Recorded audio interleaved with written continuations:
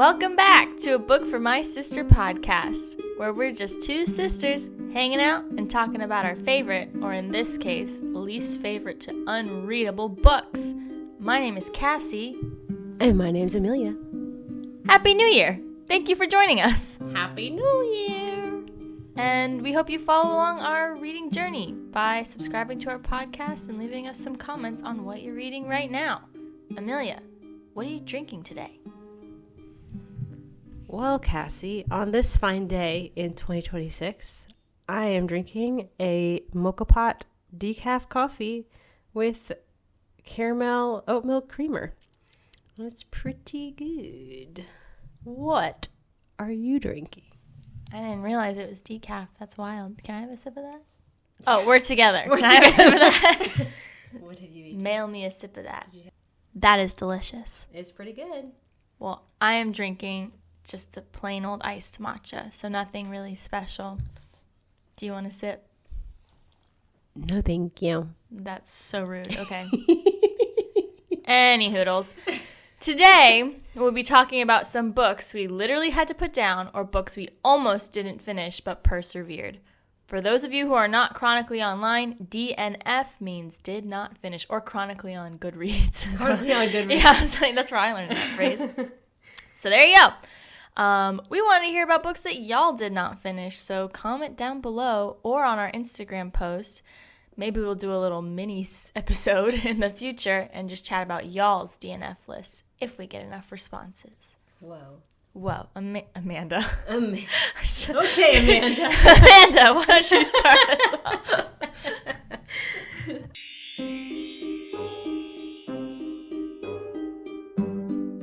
Okay, so my books that I just had to put down and could not finish. There's mainly just 4 that I could think of. The first one is Cultish by Amanda Montell. It is a nonfiction book about cults and like the language of cults. And I really, really wanted to be able to read this book because I used to be a big fan of Amanda Montell's podcast, Sounds Like a Cult. No, it was like she has a podcast about this is about the same kind of thing.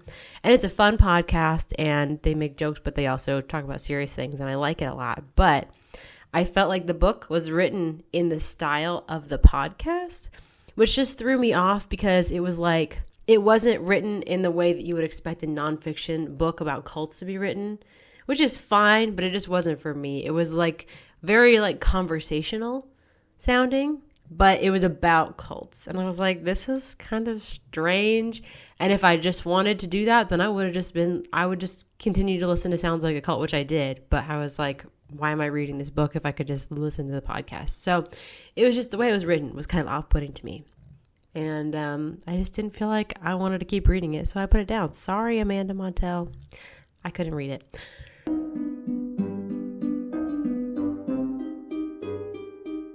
My first book that I did not finish is Eruption by Michael Crichton and James Patterson.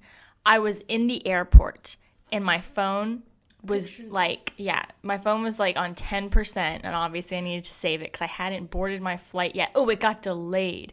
That's what it was. So I was going to be in the airport for like another 3 hours waiting for my flight, and I couldn't use my phone. And because my charger was in my checked bag like an idiot. So I went to an airport shop and I said, is there a book in here I can read? And there I saw Michael Crichton and I was like, oh my God, I have to read this book. I can't believe they have this at the airport gift shop. It was $30 because it was in the airport. I know. Was it like a small little one of those airport books that's like a little paperback? No, it's a hardback. And it was new. It was new because this book, Eruption, was partially written by Michael Crichton and then he died. And then it was picked up by James Patterson. Blech. Yeah. So when I first got it, I read half of it in one sitting because I was waiting for my plane. And it was okay. It was not a terrible book, and you can definitely tell which parts were written by who. Like, Michael Crichton's parts were better, and James Patterson parts were bad. And the main character, he's just an average man, like all of Michael Crichton's main characters. And like where he's a scientist, he's very smart. But he can somehow do incredible physical feats, and has all the ladies fawning after him, even though, in my opinion, he seemed like kind of a bum. Oh my God, Cassie. I'm sorry, he did. Like, he was a father, but like a not really... absent father. He was like an absent father. He lived in Hawaii and was a volcanologist. Is that what they're called? Yes. Oh. That's what they're called. Interesting. Yeah, so that was cool. And like he also was a surf instructor. So is it about a volcano? Oh yeah, it's about a volcano. That's why it's called Eruption. Yeah, and like there was one part where he literally like saved someone dangling off the side of a helicopter. And I'm like, this man could not do that. Oh my God. Yeah, and so when you first start it, you think it's just about a natural eruption event, like cataclysmic world-ending eruption, but then it turns out it's like some man-made military disaster, which is clearly Patterson's addition. And like I probably have like 30 pages left. I just couldn't be bothered to finish it. What? I just couldn't be asked, really. Couldn't be asked. I don't know. It just I just didn't really care because it took so long to get to the eruption event. I didn't even make it to the eruption event. And then the eruption was in the last 30 pages of the book. Okay, maybe I had like 40 pages. But well, okay. Yeah, like it was them prepping for this event that turned out was a man-made military disaster. They're like, shoot, we did this thing and now it's going to erupt, I guess. And I was just kind of like, I kind of just wish it was like a spooky volcano book. Like, why did it have to be... Spooky volcano. Like Dante's Peak. I don't like Dante's Peak. I wanted a Dante's Peak moment, and it was just like, the military. And I'm like, damn, the military's always doing that. Starting volcanic eruption? And then, like, making this 45-year-old volcanologist, surf instructor, fix it. And it's like, what? I don't know. It was okay. I just couldn't be bothered. Fair enough.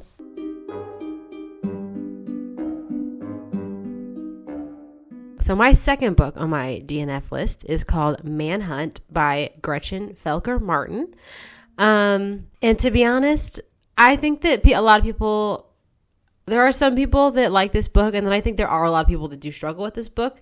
It is just, I was so depressed reading this book. I wanted to like it because the cover, if y'all haven't seen the cover of Manhunt, it's a pretty iconic cover. It's pretty good. But the book itself was so gory in a way that I just found kind of hard to read.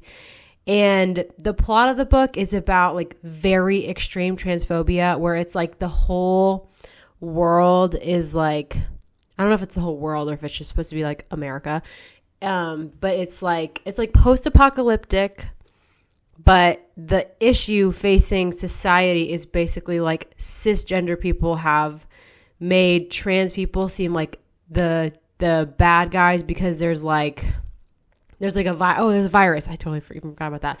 There's like a virus that affects people who are assigned male at birth. Like people who have certain reproductive organs get this disease, but then like cis women are not getting this disease. And so it's like, it was just a lot. It was very heavy. And I was also a little bit like, I'm confused about this disease. And then, which I guess is a theme in the books that I have trouble reading, is like, can you describe this disease to me more? I'm confused. This is fictional disease. And then also we have two main characters that we're kind of hanging out with for most of the time. And they just sort of hate each other. And it's like they're friends, but they also kind of hate each other. And honestly, that just made me sad. I was like, wow, y'all really kind of hate each other. And it's sad.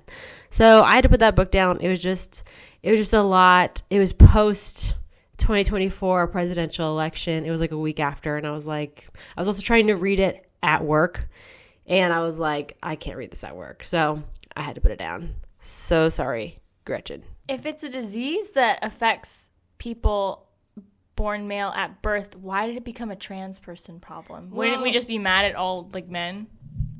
I think that it was like, what was it? I literally have not picked up this book in like a year, so let me think for a second. Like, how did they of course they blamed it on trans people, but like how? They make up such a small portion of the population. I think that trans women who are on hormones could not get the disease. Oh, sick. But if they stop taking hormones, then they could get the disease. So were people like, why do they deserve these hormones to not get this disease? I deserve it too, or something like that? No. Oh, okay. It's like, the society is basically cis women. Because all of the cis men or like trans people who are not on hormones have gotten this disease and died.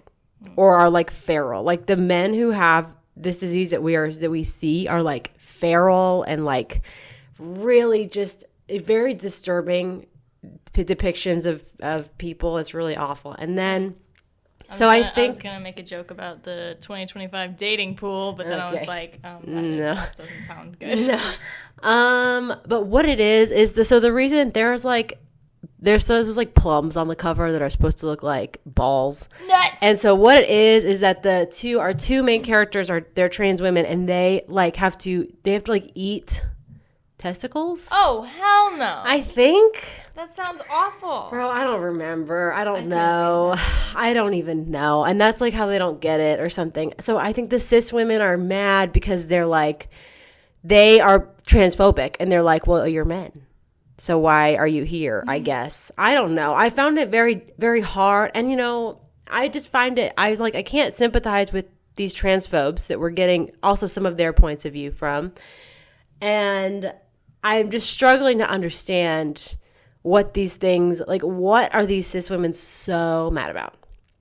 I don't know. And that's a question that I would pose to the globe as well, to the whole world right now. Mm-hmm. What are these cis women so mad? Why are you so upset?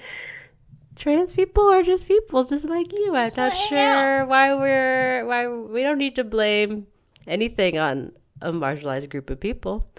But I digress. I just found it to be a really heavy book. It was really depressing. And I was like, oh my God. So I had to put it down. The end.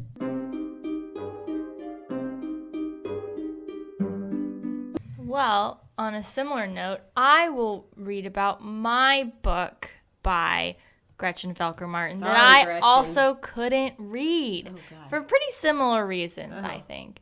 This book is called Cuckoo. I never know how people say that because, I think it's cuckoo. In The Sound of Music, they go cuckoo. Maybe they're singing it. It has to and they're rhyme. Also German, Austrian. They're not really Austrian. They're British. Well, okay, in the movie, they're British. They're not actually. They're not. The actors are Cuckoo. Not. Yes. Cuckoo by Gretchen Felker Martin. Also, great cover. This book takes place in the year 1995 at a conversion camp called Camp Resolution. It's one of those camps where people, their parents will call and then have them abducted in the night, thrown into a van, and taken. Real. It is real. This has happened. And taken to a church-run conversion camp in the middle of the desert. The parents, of course, are like, they want to change their wicked ways and help them live better lives. But, of course, this is never the way to do it. This is horrible. The people who run the camp are absolute monsters, abusive Christian people. Old people, I feel like an old couple. It's old people. Christian old. It's an old couple, and then the counselors are people who have gone through the camp and are like, this was the best thing that ever happened to me, and it's like, okay. So they're forced to do manual labor in really harsh conditions. Some of the boys are literally just taken out in the middle of the desert and they're like, dig holes. Oh my God, it's like holes. But not as fun. This is dig holes. And then some of the girls, they're forced to do work in the kitchen and they're forced to wash all the dishes in scalding hot water. It's terrible. But while all this is happening, there's also a horror element where there is something, an animal, a monster, a something that wants to steal their bodies, their skins, and their identities.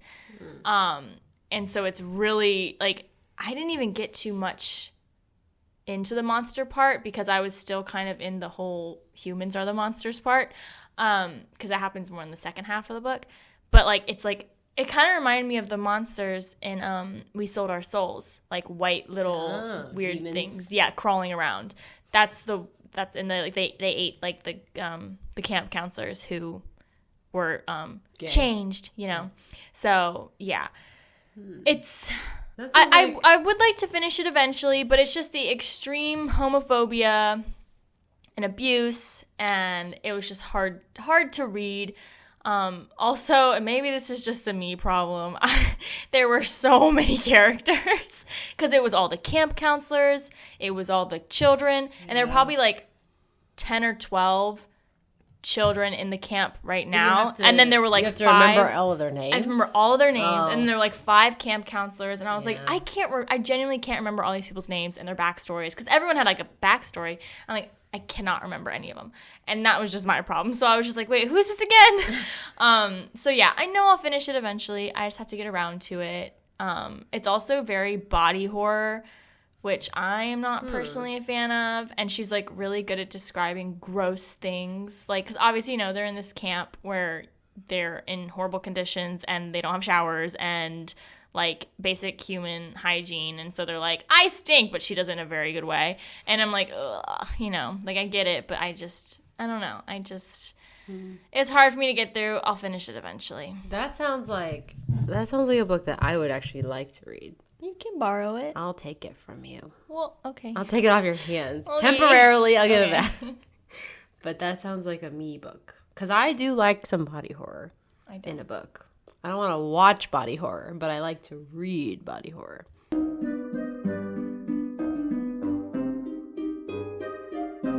Okay, so my third book that I had to DNF was called Lapvona by Otessa Moshfegh, which I read a lot of reviews on whatever the app I use. It's not Goodreads to track my reading. It's called what's it called? It's called Storygraph. It's better than Goodreads because Goodreads is owned by like Amazon. So I read so many reviews to prepare myself to read this book because I knew that it was going to be very disturbing, and it was very disturbing, and it was really freaky, and it was no fun. I was like, this is no fun. It takes place in the Dark Ages. So everyone is really grimy and nasty. And it's sort of like how you're describing with Cuckoo. Otessa Moshfegh is really like, you're going to know how dirty and disgusting they are. And she's really describing it. And I'm just like this is gross. And it was just like a crude, and I'm not usually one to be like, that's crude, but like this book was so like just made me squirmy, and it was bizarre, but in like a freaky, like just highly disturbing, fucked up way, and it just made me feel gross. It made me feel gross to read. Like it made me feel physically like I had dirt on myself to read. Yeah, that's just not my thing. No, I didn't even get halfway through this book. I maybe got like a third of the way through this book. It's like, and the main character has like some sort of like developmental and like physical disability, but it's the Dark Ages, so they're all like, oh, he's so strange looking, and oh, he's just daft, and we just hate him, and that's like what they're all. And his dad is kind of like, oh, his dad like abuses him because his mom died, and there's like a whole thing, and it's just like, I am deformed. Okay. You are ugly, and I am ugly. So it's just really, I was just like, oh, I'm not a fan of this book, and I had to put it down. It was just no fun. I do have another book by this author that I got at a library book sale, and hopefully it'll be less fucked up, but I'm sure it won't be. So I don't know. We'll see. TBD on that. I haven't even started that one. But Lapvona was just not for me, guys. Not for me.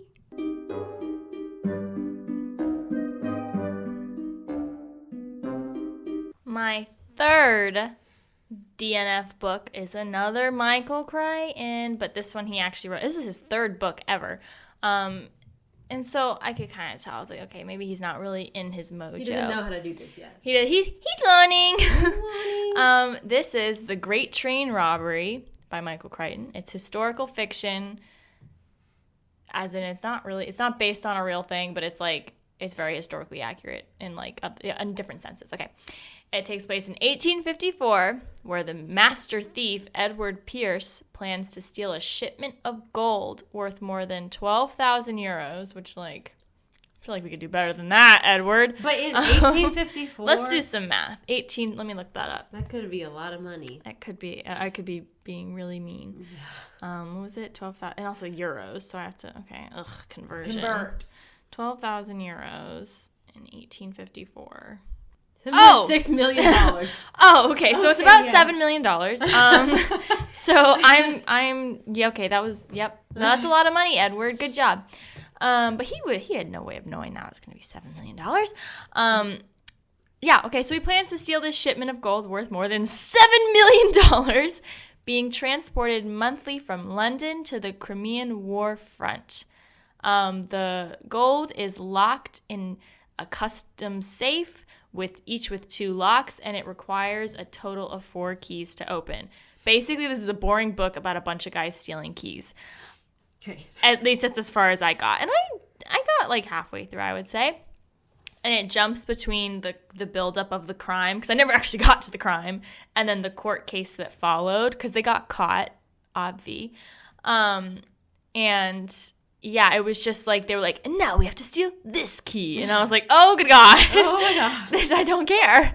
And it was just a very, like, it was a lot of planning. Like, that's the kind of vibe. It was just planning and planning and planning. And I guess it probably would have been great when I got to the actual, like, crime, but I never got there. It was pretty historically accurate with the characters, I think. And it was clearly well researched. Victorian England, like, he got that. But it was just boring. Yeah, I got this book at the library, and then it was due, and I just didn't finish it before it was due, and I didn't feel like extending it because I just didn't really care. So, fair enough. Yeah.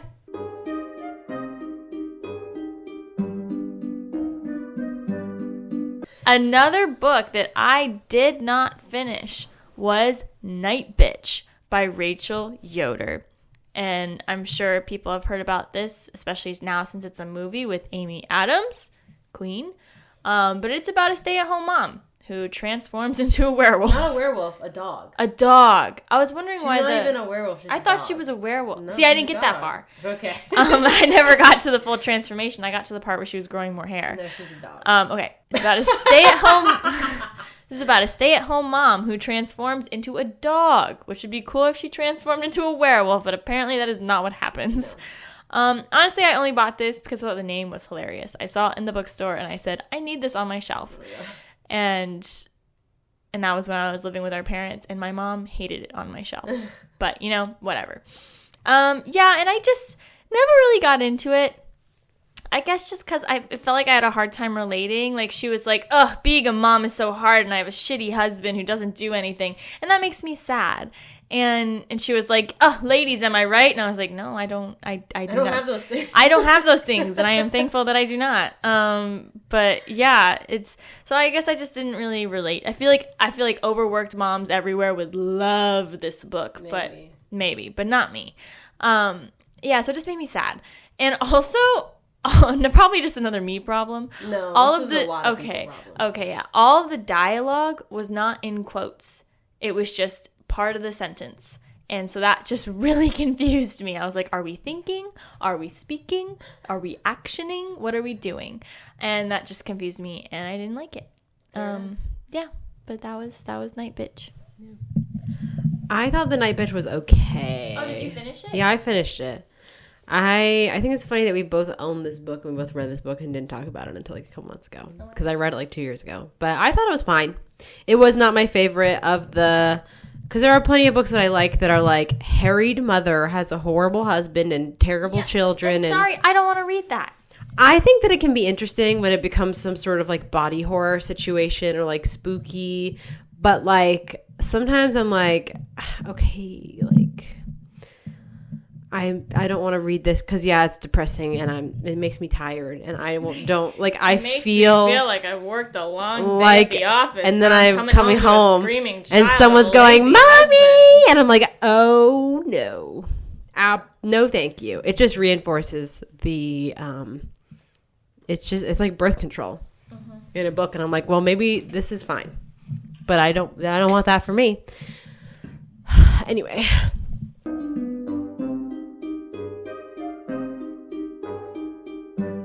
the final did not finish DNF book is something we have mentioned previously, and now I'm going to discuss it more in depth. Lolita by Vladimir Nabokov. Brother, what the fuck? So foul and horrible. Lolita has been banned in the countries of Argentina, Austria, Australia, Belgium, I can never say Myanmar, and parts of the United States. It hasn't been banned at all in the United Kingdom and France. Perverts. Let's talk about that. Why?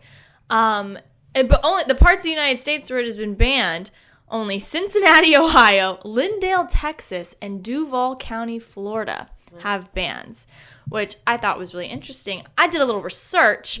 More American cities have banned The Handmaid's Tale, To Kill a Mockingbird, 1984, Fahrenheit 451, The Perks of Being a Wallflower, and Harry freaking Potter.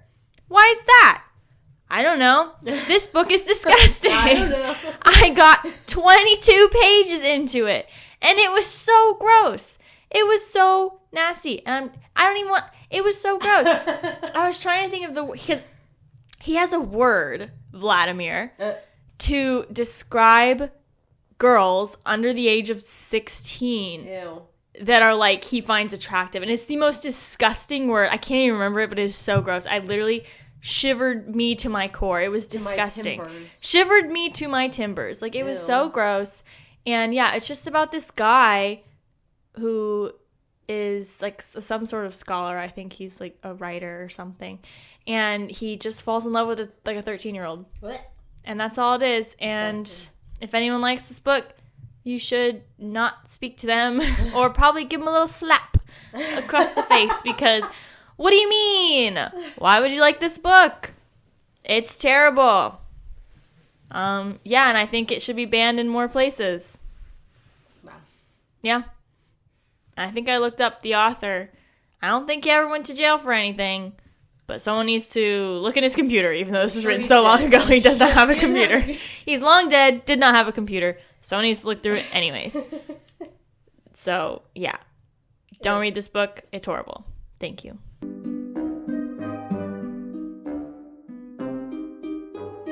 Okay, so now we're going to talk about books that we almost didn't finish, but we persevered through to the end. The first one for me is Dune by Frank Herbert. Sorry, Frank. I know that a lot of people like, and I like the movies, okay? I like the new movies that have come out recently with good old Timothy. I was thinking, when's the third one coming out? I think like next November, November 2026. Jeez. Well, I forgot what happened. They're big productions, so that kind of makes sense. So the first like 3/4 of this book I thought was actually good. It just kind of took me a while because like it's written kind of in an interesting way. But as soon as what's his name, Paul and Jessica, first of all, their names are Paul and Jessica. But as soon as they are stranded in the desert, which happens in the first movie, if you can recall, it just became very dull. And then they meet the Fremen, and it was just boring. I was just like, okay. And like in the book Dune, from what I can recall, basically Paul like gets married and has like children, and like Zendaya, what's her name? I don't know. I don't remember what's her name. Oh God, Chani. Oh. She is like one of his wives or something. Like, but she's not like the focus. That's so upsetting because I loved her in the movie. Well, I know because Zendaya is great in that movie, but in the book, she was not like his like love interest. Yeah, Atreides, that's her name. I just think it's funny that her name is Jessica. It's so funny. Like this is like a world where like all of these planets come together and they're like fighting for like, you know, they're trying to call, like, I'm just like, Jessica? And Duncan, Idaho? Like, what do you mean? What are these? Idaho? Do they even have an Idaho? No. He lives on the planet of Atreides. Okay. Duncan, Idaho lives on the planet of Idaho potatoes. Idaho steak. What is that? Is that the steak place? The Idaho? I don't know. I don't remember. Texas Steakhouse? No. That's not. You used to be able to order in a magazine those steaks. Oh, yeah, I don't know. I don't remember. Omaha. Omaha. Is Omaha? Omaha is a city. Nebraska. In Nebraska. Okay. Not Idaho. I just think that it's just funny that her name is Jessica. Like, Paul is like, okay, but Jessica? That's just a silly little name for her to have in this book about, like, intergalactic planets. On the planet of Atreides, her name is Jessica. I just think it's interesting. Is found. I just think it's interesting. But I saw both of the Dune movies before reading the book, and then I read the book, and I was like, this is sort of the first Dune movie and then, like, half of Dune Part 2, and, like, I'm confused. And I just didn't really like it, and so I almost put it down because it's also a really long book, so I almost had to stop. And then I was like, no, I'll just finish it so I can say that I read Dune, and it was fine. One of those people is like, oh, well, have you read the book? You have. Now you can say that. Now you can be like, well, I've read the book, actually. And this is exactly what happened. Except I couldn't tell you that. Yeah. And it was, the first, like maybe half of the book is actually really accurate to the first movie, I think. Like, it's pretty accurate to the movie. And then you're kind of like, it's kind of veering off a little bit. And it's like, okay, all right. There's a lot of politicking in the book that you don't get in the movie. And thank God for that, honestly.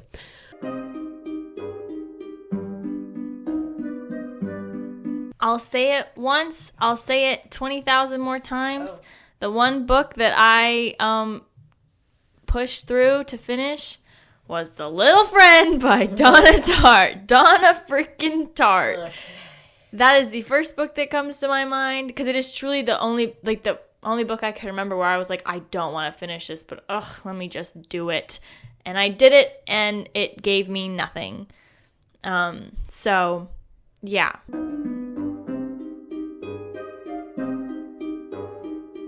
The next book that I almost didn't finish but forced myself to finish is called Sacrificial Animals by Kaylee Peterson. This book I think that the premise of the book was interesting. It's not that long of a book. And also, I feel like this is one of those books where when you read the cover of the book, like the little description, it sort of gives away the whole book.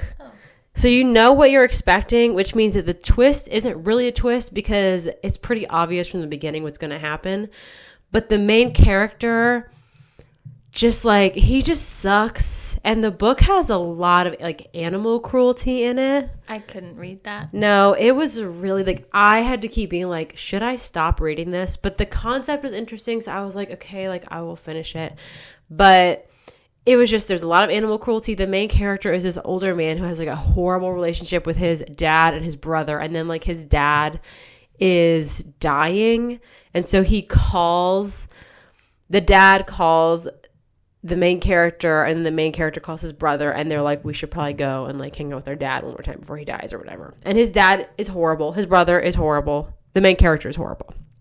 And they grew up on a farm, and so, but then you're, going back and forth between the main character's childhood, which was horrible, and then his current life, which is also horrible, and he's gay or bi, and he the whole time is, trying to deny that about himself, but then you're, going back to his childhood, and you're like, if you just made different decisions, you could be a happy person, but it's just, and there was just a lot of animal cruelty, and it's okay, my God, but I think the twist could have been good. It could have been interesting. I won't spoil it for you here because the back of the book basically does that. So I would say if you want to read Sacrificial Animals, don't read the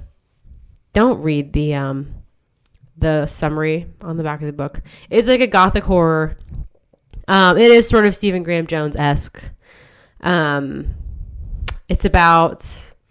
It's sort of about the main character sort of falling in love with his brother's wife. Oh. And it's about Chinese folklore.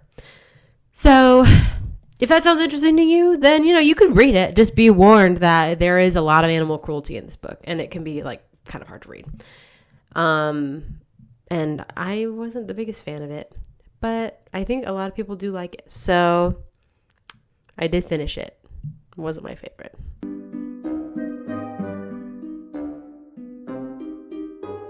My second almost didn't finish, but decided to finish anyway, is one that my dear sister told me to read. A Court of Thorn and Roses by Sarah J. Maas. I am not really a fantasy person. I don't super love elves. Unless it's Lord of the Rings, that's different. That's different. I don't love smutty fantasy. It's not my thing. Crazy. Yeah, I'm not a big fan of the whole fantasy smut thing, fairies and elves, like unless it's The Hobbit or Lord of the Rings, and that is not smutty. And that's not smutty. But if it was, I don't know. I guess I'd have to see. Yeah, I thought it was stupid. I thought Feyre was stupid. Well, she is stupid. I thought she was annoying, and I thought she made stupid decisions. Well, yeah. And I thought the ending was crazy, like how she was like broke her bones and then was like laying in mud. That grossed me out. I didn't like. I was like, this woman, this is just no. Like, I just thought it was stupid. I finished it anyway, and I never picked up the second book because I couldn't be bothered. But like all my friends loved the series, but it just wasn't for me. It's not my vibe. That's allowed. Yeah. So that's that. Yeah, I would never recommend those books because Sarah J. Maas, as we've mentioned before, is a Zionist and she's terrible and she's racist. But I did read all of those books. The first one is really bad. And I think I started the first one and then I put it down for a while and then I picked it back up and finished it. And then I did read the rest of them. The second one's fine. The middle ones are not that good. The last one is really good. But unfortunately, the author is terrible. So if for whatever reason you still haven't read ACOTAR and want to read it, just go to the library or buy a used copy. Do not buy a new copy of any of those books. We don't want to support Sarah J. Maas. I'm just so bad because I bought you the entire set of them. Yeah, but that was a few years ago. Yeah. But yes, I do have the box set of those. But one of my friends, I lent her the first two books, and I don't know that she finished the first one yet. I lent her that, which if you're listening to this, that is totally fine. You can hold on to those books for as long as you want. This is no pressure to return them. I do not care. But I don't know that she's finished the first one because it's so hard to finish. And that was like a year, maybe even a year and a half ago that I lent it to her because it's just, they're boring. And the main character, like Feyre, is like complaining and she has been like rescued from her abusive home. She lives in a magical fairyland. And they're like, just don't go in the woods. And she's like, but I want to go in the woods. Mm-hmm. And it's like, you live in a beautiful castle. Why are you going in the woods? She's like, I like to paint. And the guy buys her a bunch of paints. And he's like, you can just paint all the time. And she's like, but... and they feed her. And she's like, I refuse. And it's like, okay, just... pretty fairy clothes. Just, like, calm down. Like, obviously, whatever. Whatever. Anyway, yeah, I don't recommend.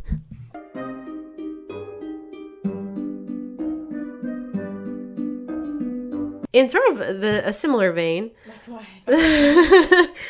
some books that I almost could not finish, but then did, are the Touch of Darkness books. I read the first and the second one, and these books are about Greek mythology.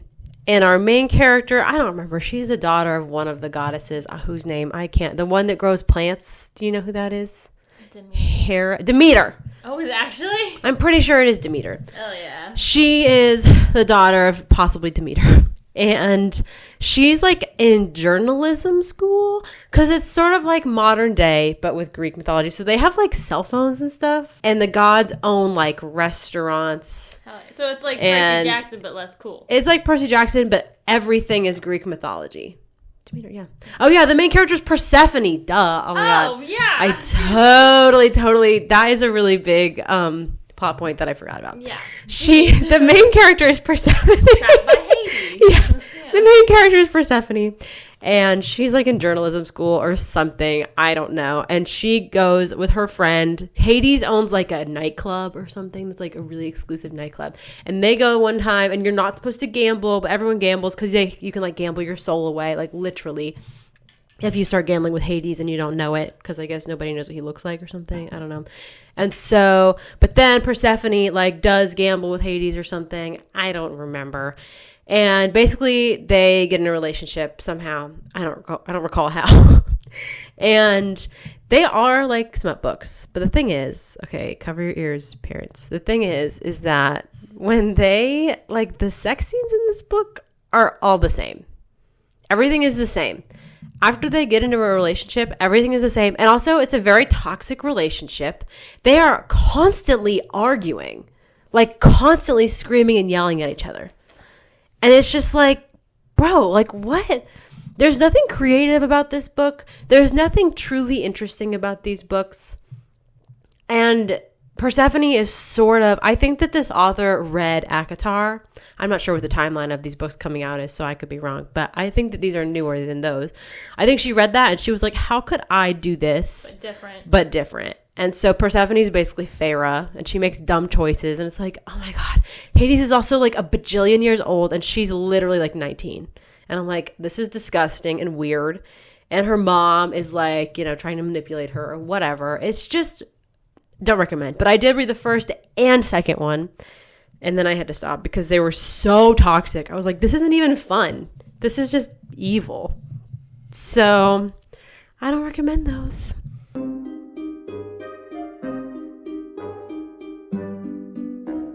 The next books, these are two that are similar, that I made myself finish was Haunting of Hill House. And that one's by Shirley Jackson. And then Haunting on the Hill by Elizabeth Hand. And that is the newer one. So Haunting of Hill House is by Shirley Jackson. That book's from like the 40s or something. And that book is pretty spooky. And you're waiting kind of like for the other shoe to drop the whole time. And you think you're going to get resolution on what is so spooky about the book. But you don't. And that is something that I was a little bit frustrated by. It was just that it's just the vibes are spooky. But that's just sort of it. And you're like, okay.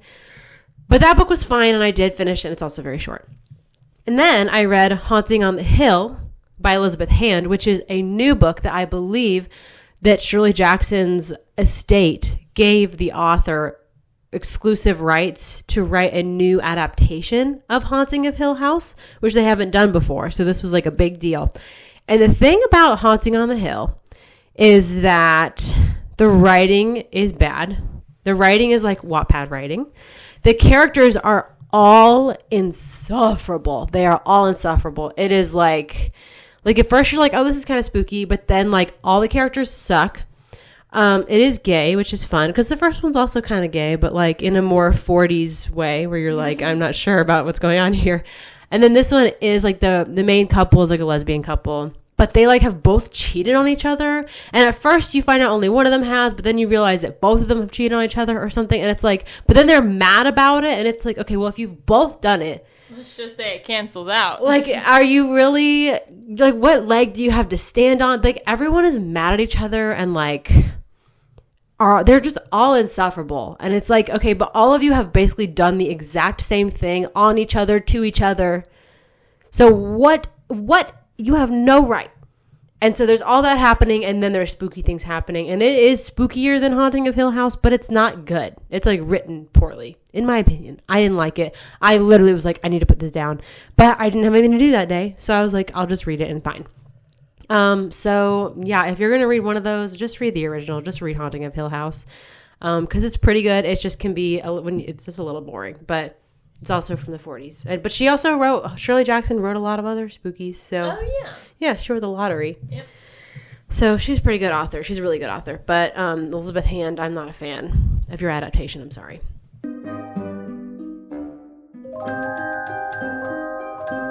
Okay, well, my final book that I almost put down but did not was The Firm by John Grisham. It's the first John Grisham book I've ever read. And I read it because I've seen the movie a bunch of times. And I always am like, this movie is very odd to me. It's a Tom Cruise movie from the 90s. And it's like a very strange movie. It's about a law firm that's like basically seems very much like a cult, or it's very insulated. It's all like stuffy old white men, and they're all very like secretive. And Tom Cruise joins, and he's a young dude and he's married.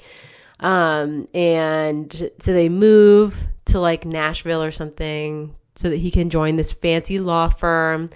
And it's like just a very strange place. And Tom Cruise is like, wow, this is a really weird little place. And everyone's like, the firm encourages you to have children. And the firm encourages the wives to not go to work or something. And they've only had one like female lawyer ever. And then she died mysteriously. And then when Tom Cruise gets there, he finds out that 2 of the lawyers that used to work there died mysteriously in like the Cayman Islands. And he's like, that's very weird. And it's just very strange. And the movie is like fine. So I was like, I'll read the book and see how different it is. The book is actually pretty different. The ending of the book, well, the very ending is not different, but like how they get to the end is very different. But it was written in like 1991 or something by, a white dude. So it's very... A white man? No! So it is whenever a woman is anywhere to be seen that's not literally Tom Cruise's wife, John Grisham will be like, the skirt in front of me. The skirt. And it's like, what? Jeez. Like, huh? And that's how every time there's a woman, she's described as a skirt. That's crazy. I don't even like skirts. And it's just like... what? Like, and then when a woman is described, it's because she's trying to like seduce Tom Cruise because she's been like ordered to by his boss so that they can get blackmail on him. But it's like, okay, what? Like, it's just very... maybe just quit your job. Yeah, well, but can he quit his job? I guess I'll have to read and find out. The answer is no. Oh, okay. This book is from 1991.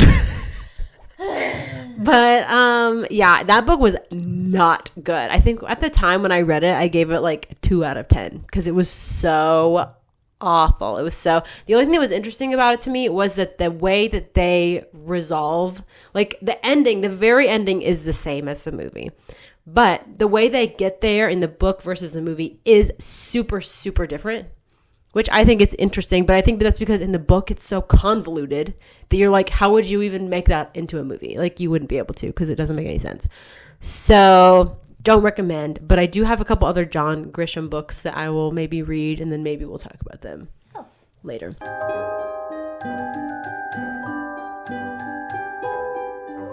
I think that's it. Cassie, do you have anything else? Hey, well, there was one book, and I can't remember the name of it. And I was trying to, so I'm going to describe it. Because I just found it in a little free library. So, yeah, I don't even know if it's a very popular book. I have no idea. But it was about this Irish girl, woman. She's like 18. She traveled to this... maybe she was British. It doesn't matter. Oh, this woman traveled to it was a little Irish island. You know, there were so many little islands. To work as a maid and a cook and a babysitter, nanny.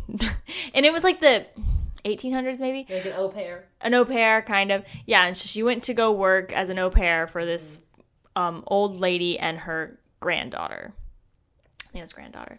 And the granddaughter's super freaky, man, because her twin brother, or is it twin? Yeah, I think they're twins, died a little bit ago, and she hasn't spoken since. So she's just a freaky, freaky girl. And everyone thinks that the twin brother was in some sort of witchcraft, and like that's why he died, because he was like talking to the devil, and there's all these spooky things happening, and like his spirit is still in the house. And so the nanny or the au pair, gets scared and stuff, but she's trying to get the little girl to talk. The little girl won't talk, and but the little girl loves to make dolls that look like people. So she makes one of but that's like how she shows affection, which is nice. Okay. And so she gives her like this little doll. And and it was a good creepy book, but the ending wasn't what I expected. Turns out it was just a person who did it, and it wasn't like the devil. Oh. So it was kind of like all this build up to be like some monster, and it was just a person, which really shows that people are the true monsters. Oh. And I will always say that. But yeah, no, it was pretty good. I almost didn't finish it because I was like, what? And, but then I did, and it was pretty good. But yeah, I can't remember the name of it. Can't remember the author. Oh, right. Couldn't even tell you what was on the cover. Yeah.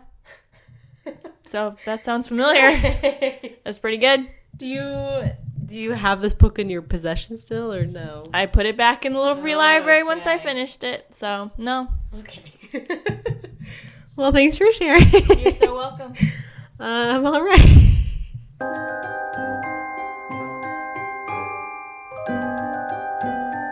Okay, everybody. Well, thank you so much for tuning in to another episode of A Book for My Sister. Let us know what books you guys had to put down or almost had to put down but forced yourself to finish. Be sure to follow us on Instagram at A Book for My Sister podcast. We hope you will. We just post fun little updates about the episodes that are coming out, and maybe we'll post some cat pictures on there soon. Who's to say? Cassie's like, oh, do that. My cat she's a little famous. Oh my God. She is in a coloring book and a calendar, and she's currently in the running for America's favorite pet. So she's a working girl, and I would love to advertise her in any way. Get some brand deals. That would be great. Okay. All right. And my cat doesn't do anything all day except for play with his toys and bother me. And that's fine. He's allowed to do those things. He hasn't won any competitions. He would win most mischievous troublemaker competition, probably. Okay. Well, you guys, Happy New Year. Happy 2026. We hope that you will join us in our reading journey this year as we, continue to yap about books. So join us next week. Next week, we are going to be just having a little yap-isode going back to some Grady Hendrix book club, like reading questions, and just doing a little yap episode as we try and crank out our Michael Crichton series. So we'll see you guys next week for that. Thanks so much. Keep on yapping and reading. Until then, bye. Bye. Bye.